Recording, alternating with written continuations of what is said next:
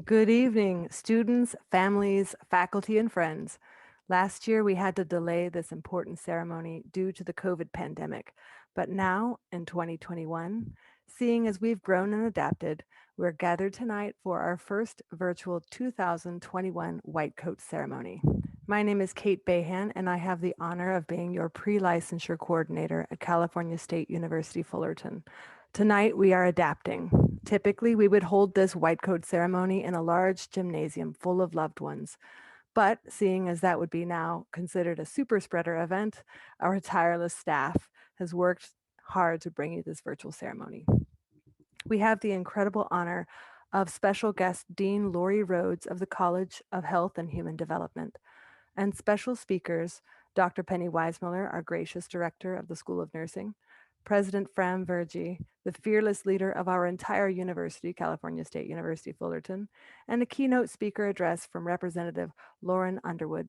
Without further ado, I would like to introduce to you a mentor of mine and the director of our School of Nursing, Dr. Penny Weismiller. Hi, welcome. You see the dawn of a new day behind me because this is a dawn for you, a special time when you're moving from learning theory, focusing on scientific equations, and moving now to the bedside to start your clinical practice as a student nurse. I know that nurses love to be and are incredibly smart and capable. You wouldn't be here if you weren't. We have a tendency to love to get A's in our coursework, and that's a commendable passion and desire.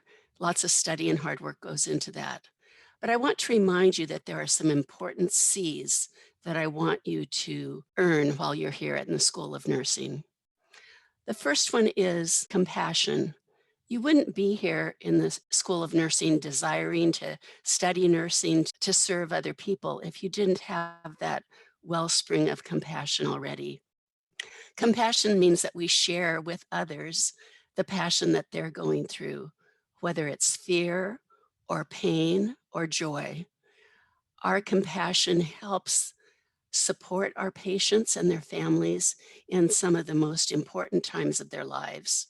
It's one of the joys that we have in being able to serve other people. So thank you for your compassion that brought you here. And remember that when we practice it, we practice our care for other people, the ability for us to care more deeply and to join with people in whether their experiences, whether they be sad ones, grief, pain, or joy, we get to be there for all of those. But continue to practice and grow your compassion, an important C for you as a nurse. The second C that I'd like you to remember is competence. We cannot be compassionate and give good care if we are not competent in what we do. There are so many things to learn, all of the disease processes, the medications, side effects. What does it mean when a patient's blood pressure is such and such, or when the EKG strip looks like that? What does a woman's face look like when she's transitioning in stages of labor? Our competence grows as we study and we learn. And when we are in the clinical setting, all of those ideas that we learned, the concepts come together so we can grow in our clinical acumen in providing excellent care for people. So, compassion and competence leads us to the next C. That is courage. I commend all of you for being here in what is a scary pandemic worldwide. Nurses throughout time have served on the battlefield in war, and they served on the battlefield of pandemics also. It's one of those things where we put our fear aside to be courageous to care for people in situations that maybe other people would run away from. There's also another kind of courage. It's the courage to do the right thing. Sometimes we are confronted with challenges and difficulties. Maybe one of our colleagues has done something untoward. Maybe a physician was tired and wrote a wrong order. Maybe we ourselves have made a mistake in our care. It takes courage not only to step up and serve in a difficult circumstance, it takes courage to stand up and confront so patients are taken care of and mistakes are rectified. I really think that there are many, many more C's to go through that I could, but I think these are the three most important for you starting on your journey. I wish you well as you develop your compassion muscle, that you grow in your competence so you can deal with challenging situations. And most of all, I hope you grow in your courage so you can be an advocate for those patients and families and populations that we serve as nurses, whether it's in the hospital, in the public health setting, in one of the armed services, or the other many, many places we serve. I wish you well, and I join in your excitement in starting this dawn of your new day as student nurses moving into the clinical setting. Congratulations to all of you. Thank you so much for those amazing words. It is my great honor to introduce our next speaker. He oversees more than 4,000 educators, impacting that educational journey of over 40,000 students here at Cal State University Fullerton. We are currently ranked #1 in California for conferring baccalaureate degrees to both women and Hispanics, and #2 in the nation for underrepresented graduates. It is my pleasure to introduce to you our president, President Fran Vergy. Well, good evening, everyone. Welcome, welcome, welcome to Cal State Fullerton School of Nursing White Coat Ceremony. Virtual as it is, it's still so exciting. And listening to Penny, it makes me so excited for you and makes me so proud. As far as I know, there are really only two professions in the world that predominantly feature white coats. And I learned early on that I did not have the skill to join either one of them. First there's the culinary arts. And as my wife, Julie, can tell you, I'm all culinary and no art, which is why she puts me on dish detail. She does not put me on, she never puts me in a chef hat or in a white chef's uniform. And then of course, there's the medical profession. And being a first generation college student, my parents sent me to college and they said, you're going to either be a doctor or you're going to be a nurse or you're going to go into the legal field, one or the other. But as soon as they saw my math grades, they said, I think legal is probably where you ought to go. So I tell that kind of silly story for two reasons. First, to kind of break the ice a little bit and relieve a bit of the very understandable tension that you might be feeling right now with this ceremony as you move from the classroom to the bedside, which is so exciting. This would be stressful for any future nurses at any time, but in the midst of a global pandemic, you're not just going from the classroom to the bedside. You're going from the as nursing students to the front line, to frontline workers at a time where we need you most. On behalf of Cal State Fullerton, I'm so proud and really humbled by your courage and indebted to you for your willingness to serve. And secondly, I share that goofy opening to underscore the fact that you have the academic skill and the abilities that eluded not only me, but most people. Sure, I didn't have the math grades, or for that matter, the science grades, and certainly not anything approaching the deaded pharmacology grades. But like so many others who can't fill your shoes, I also didn't have some other things. I didn't have the courage, the stomach, or the kindness and the care that you have. I didn't have the gifts that you have been born with, but that you've been refining as Titans have you sought to develop as nurses. All of that is hard work, and it's led to this day, which I'm so proud to be here and share with you, to share this moment with you. I know you've heard the phrase, not all heroes wear capes. And while that is true, nurses and aspiring nurses actually do.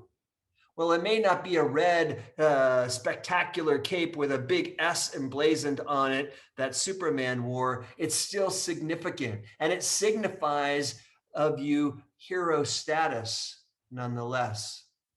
It is, of course, that white coat that will be draped over your shoulder today. White coats that from this point forward you will wear throughout your academic and your professional journeys. Like all heroes, The academic and professional power you have and continue to accrue, it comes with responsibility, with great responsibility. Anyone who has spent any significant amount of time in any medical setting knows that it's the nurses, not the doctors, who make the medical world go round. Yes, that's right. Nurses are just as engaged in all the medical and surgery and healthcare aspects that doctors are, but nurses are actually more instrumental when it comes to the day-to-day work that is the backbone of the healthcare industry. Indeed, it is our nurses that have that bedside manner that matters so much. Their organization and their expertise that keep the doctors on point, their kindness and care that not only save lives, but also comfort and support folks that are worried, grieving families. And we have seen so much of that during the past year. I know you aren't there yet, but this is a huge step in that direction. You have seen the path ahead. It is in front of you. You know what it takes. And I also know you're ready and you're willing and you're able to wield the power of your nursing education and the enormous responsibility that comes with it. To me, then that makes you far more than nurses in training. It makes you superheroes in training. And I'm so proud to see you fitted with your first cape today. And finally, while this is your first superhero accessory, it will not be your last. You have much work, much studying to do to reach that final superhero symbol of nursing, which will be presented to you at your pinning ceremony. And I can't wait to be there for that. I know you will all get to that time, and it won't be easy, especially considering since the Guinness Book of World Records recently named nursing as the toughest degree to earn. You should be very proud of that. Fortunately, you don't have to do this alone. You have amazing families, and as I look out at the tiles that I see those families around you. How wonderful is that? And you also have amazing faculty and staff members like Dr. Behan and Dr. Weissmiller, Michelle Schwartz, Jennifer Hardison, and everyone at our School of Nursing. You also have an amazing network of alumni. I'll tell you a quick story. This summer, right as COVID was hitting, I actually got my hip replaced. So now I'm a really hip guy. No, I shouldn't have even said that. I got my hip replaced and I'm in the hospital, and the nurse that's taking care of me, not only is she wonderful and fantastic and doing everything right, but she's a Cal State Fullerton grad. And I could not have been more proud. And of course, on this day and every day of your courageous journey, you have me and you have the entire Titan family behind you, standing behind you, cheering you on, holding you up, helping you in any way we can. And on this important day, know this: we are proud of your achievement so far. We are in awe of your courage in taking this next step. We are grateful for the health, the healing, the kindness, and the care that you bring to our communities now, in the months to come, and in the years to come. And I, for one, can't wait to see you at that next ceremony when your beautiful white coats that you're getting today get accessorized with that hard-earned pin. So until then, stay strong, stay healthy, stay driven, keep showing the world what it means to be a Titan. And know that we are with you. Thank you, thank you, thank you for everything you're doing. I wish a blessing on you and good luck. Thank you so much, President Virgie. It is such an honor that you would take the time to make this precious ceremony. I love to think of us as transitioning to that superhero status. And like it or not, you will always be hip with us. And now for our keynote speaker, we originally obtained. Last year, our ceremony was delayed, but we have a 12-minute recording for inclusion from that ceremony. And I'm grateful that you'll finally be able to hear it. Representative Lauren Underwood, a fellow nurse and one of Illinois' delegates to the U.S. House of Representatives. While we are waiting to get our video up and running, I just want to say that it is with incredible pride that you guys move from the student setting into the clinical setting. I work in the clinical setting on the weekends of course, nursing, we always have multiple jobs. And this COVID pandemic has been its own thing. It has been a stress on students and on faculty and on healthcare in general. It's been an honor to be on the front lines, and you guys will be able to have those frontline experiences with the safety of our nursing faculty to be by your side. It looks like we might be up and running for our video, so I'm going to turn it over. Hello, everyone. I'm Richard Levin, the President and CEO of the Arnold P. Gold Foundation. I want to greet all of you who are starting your nursing careers or the clinical rotations in your nursing school and congratulate you on your courage in this time of COVID. In the Year of the Nurse, the 200th anniversary of the birth of Florence Nightingale. And I'd like to give a warm welcome to your family and friends, to your faculty and your deans. Amid a global pandemic, during a devastating economic crisis, and at a moment of reckoning with terrible and persistent racial inequities, it would have been easy to cancel this ceremony.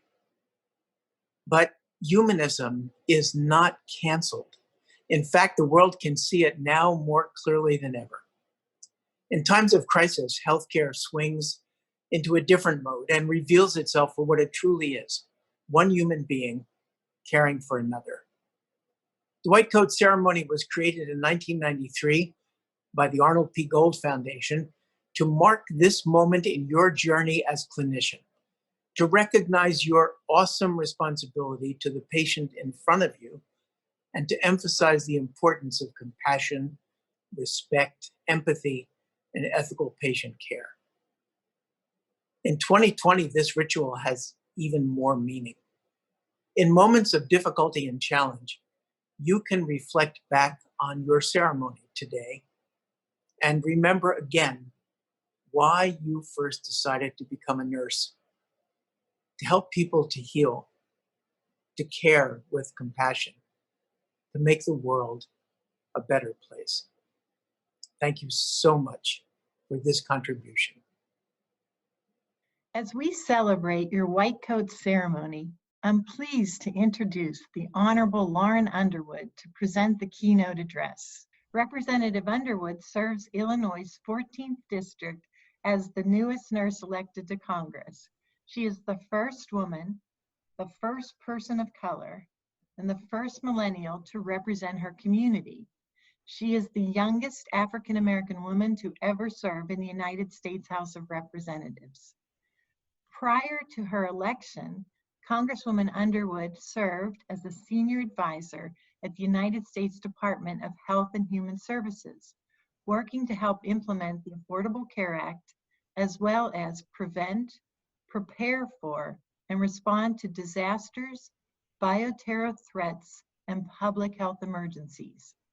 Representative Underwood is also a former AACN intern who, as a graduate student at Johns Hopkins University, expressed a strong desire to serve in Congress someday. In less than 10 years, she has made that dream a reality. Representative Underwood is a strong, steadfast champion of nurses and the nation. She is a vibrant voice for compassion and humanism in healthcare, which is the heart of this ceremony and your work as future nurses. We are proud to have the Congresswoman join us for this momentous occasion and serve as an inspiration as you take your first steps to becoming a nurse. Congratulations, and please welcome Congresswoman Lauren Underwood. Hi, everybody. I'm Lauren Underwood. I represent Illinois' 14th Congressional District, and I'm a proud nurse. Thank you for the honor of addressing you on the day of this critical milestone. I'm so glad to be able to celebrate with you. I'd like to thank the American Association of Colleges of Nursing and the Arnold P. Gold Foundation for coordinating this virtual ceremony and providing an opportunity for all of us to reflect on what brought you to this point in your professional formation. I completed my BSN at the University of Michigan, and it doesn't seem like that long ago that I completed my MSN MPH at the Johns Hopkins School of Nursing. I started at Hopkins at the age of 21, the youngest member of my class. I was ambitious, excited, and ready to chase after opportunities with an open heart and mind.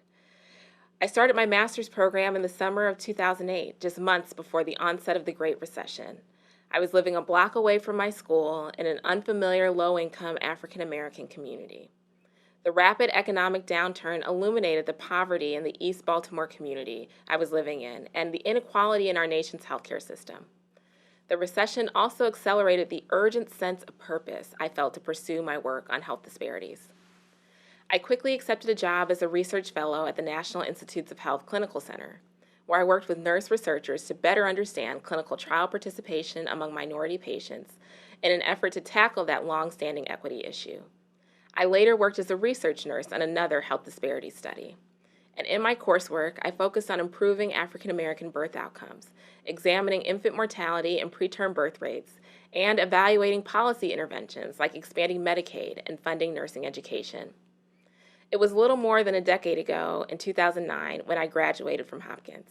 At the time, more than 40 million Americans lacked health insurance, and I saw a transformative opportunity in the Affordable Care Act to increase access to care and improve the health of the American people. I'm so grateful I had a chance to work on the Affordable Care Act implementation in the Obama administration after graduation.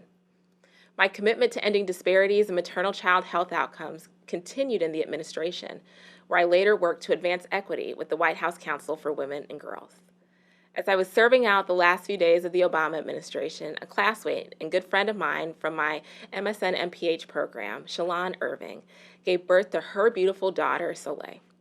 Just 3 weeks later, Shalon collapsed and passed away due to complications from high blood pressure related to her pregnancy. She was just 36 years old. Shalon was an epidemiologist at the Centers for Disease Control and Prevention, where she worked to investigate and eliminate health disparities. She was highly educated with a doctorate. She was excited to be a mom, and she had done everything right, and we still lost her. I couldn't believe it. Her death was a devastating reminder of the disparities that women of color face in our healthcare system. The statistics are unacceptable. Black women are 3 to 4 times more likely to die from pregnancy-related complications than white women, and more than twice as likely than women of other races. Maternal health outcomes, which have been improving worldwide, have worsened over the course of my lifetime in America. Here, right here, in the United States of America, the richest country in the world. Looking back, I can see it was my training as a nurse and in public health that gave me the grounding and evidence-based decision-making that's not only essential to nursing, but to policymaking. That foundation and Shalon's story, which I carry with me every day in Congress, inspired me to co-found the Black Maternal Health Caucus to take on these disparities through evidence-based policies. It's why in March of 2020, I introduced bipartisan legislation to take urgent action to address our nation's maternal health crisis and to finally end the racial disparities in maternal outcomes. And I'm proud to say more than 100 members of Congress have joined me in this effort. Don't ever doubt that change is possible. My training as a nurse provided me with the data-based grounding that has been central to my work in Congress. But being a nurse is even bigger than the practical knowledge you learn and the skills you employ. Fundamentally, nursing is about the intimate moments that you'll have with your patients and their families at the bedside, answering their questions and addressing their fears in what might be the most difficult moments of their lives. That's what white coat ceremonies are all about. The traditions of compassion and patient-centered care that have deep roots in the nursing profession. I've carried this spirit of compassion with me during my time in Congress. In fact, some of the conversations I have with constituents aren't too different from the ones you'll have with your patients. People so often come to me when they don't know where else to turn.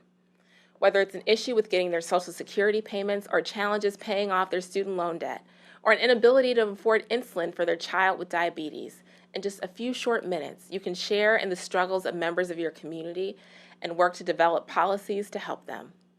My hope for you as you begin your careers is that the spirit of compassion and service that drew you into nursing will stay with you and carry you through the hard days. And as our nation has seen through this pandemic, there will undoubtedly be hard days. But your passion for helping others, particularly the most vulnerable, is a light that will help you see in the dark. And when days are long and you feel tired or sad or worn out, remember that there are patients who look at you as their reason for hope. Also remember to take care of yourselves and look out for your fellow nurses on the front lines. When so many others depend on you, it's especially important that you're getting the support that you need. Because let's face it, our nation can't afford to lose you, not only for the clinical expertise that you'll display every day with patients, but in the wide range of ways that you'll be able to be change agents in your communities. Nurses are making a difference as clinicians, researchers, policy advocates, faculty members, and yes, even as members of Congress. Whether you'll be making breakthrough scientific discoveries or leading an advocacy campaign to push for access to affordable healthcare, your nursing background will prepare you for a career dedicated to promoting the health and well-being of your neighbors and our nation. You might be remembered by a mom as the person who saved her son's life, or a dad who watched his daughter's face light up every time you walked into her hospital room. You might be remembered by the elderly patient who doesn't receive visitors but knows you as a friend. You might be remembered for the important paper you published in an academic journal that advances our understanding of the impacts of air pollution on childhood asthma. Or you could be remembered for inspiring your colleagues to call their representatives and express support for legislation that will provide necessary funding for nursing schools. There are so many possibilities ahead of you, but one common thread runs through them all: the opportunity to make people's lives better. There's no higher calling. So, as you prepare to do this critically important work, I hope you're feeling inspired and excited. You might feel a little nervous too, especially in the midst of COVID-19. But as nurses are desperately needed on the front lines of this public health crisis, you will continue to be needed long after the pandemic. There are urgent challenges that must be confronted, from the disparities that exist throughout our healthcare system to the unacceptable barrier of costly, unaffordable care that hurts millions of Americans every year. There's a lot of work ahead, but for now, I hope you can celebrate this exciting milestone. Know that your families, friends, and classmates and faculty will be there for you every step of this journey. I'm so proud of you, and I can't wait to see you change the world. Congratulations, and remember to take good care of yourselves.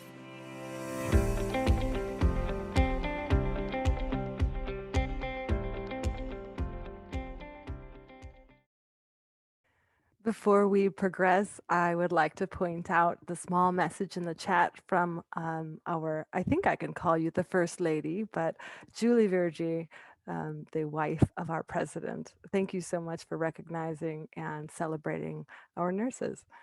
At this time, we would like to now move into the recognition of our incredible students that we honor tonight.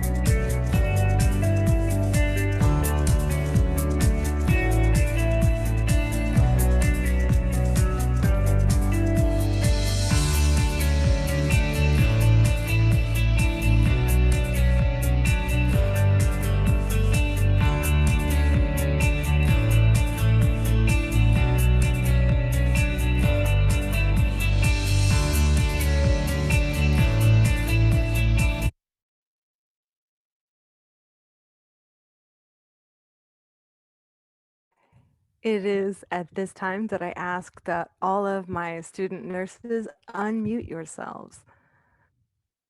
Join me in reciting the Nursing Student Pledge. Let's speak together. As a nurse dedicated As a nurse Yeah. dedicated to providing the highest quality care and services, services. I solemnly pledge that I will consider the consider the welfare welfare of humanity and and relieve suffering suffering my primary concerns. Act in a in a compassionate compassionate and trustworthy manner in all aspects of my care. Apply my knowledge, experience, and skills to the best of my ability to ensure for optimal outcomes for my patients.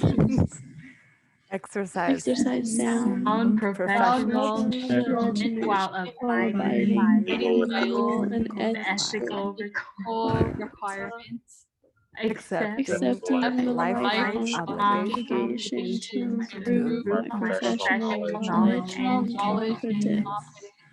Promote, advocate for, and strive to to protect protect the health, safety, and rights of the patient. With this pledge, I accept the duties and responsibilities that embody the nursing profession. I take this this oath voluntarily with the voluntarily formalization of responsibility with which I am entrusted of the Republic. With which I am entrusted by the public. I love it. It had a, it was beautiful. Such a beautiful oath. I know it's a little bit haphazard when we do it virtually, but thank you so much for everyone that participated in that amazing, amazing oath. I now have images with all of you in your white coats, and I invite everyone, all family, faculty alike, everyone to unmute and celebrate by a round of applause for our students as they transition from theory to clinical practice. Student nurses.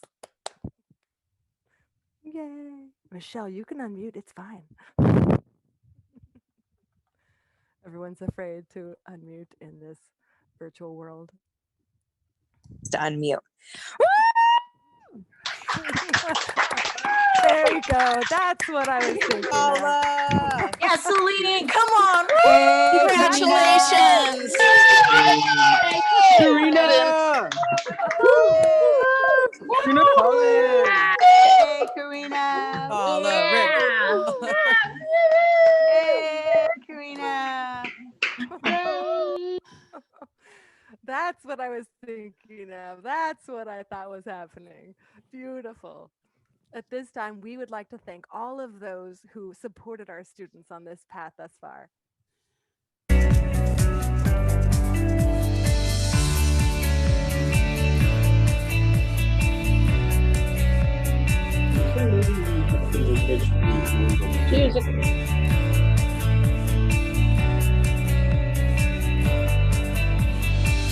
And of course, our students wanted to give a special thanks to all of you.